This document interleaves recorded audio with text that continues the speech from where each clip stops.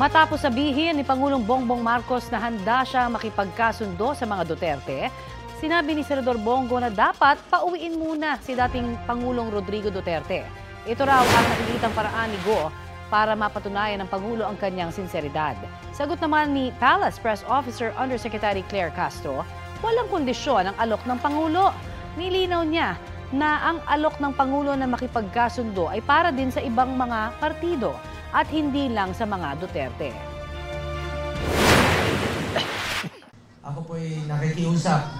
Kung sincere ka, ibalik mo muna si Tatay Digong dito. Kung kaya mong ipadala ng 14 na oras si Tatay Digong, kaya mo rin ipauwi rito sa lalong madaling panahon. Huwag po tayo mag-focus na sinasabing open for reconciliation para lamang sa mga Duterte. Hindi po gagawin ng Pangulo na lumabag sa batas para lamang sa isang rekonsilyasyon.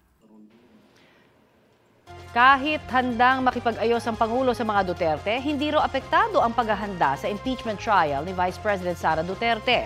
Ayon kay House Prosecutor Isabel Zamora, makikipagpulong na sila sa bagong prosecutors na sina Representatives elect Laila De Lima at Chel Diokno.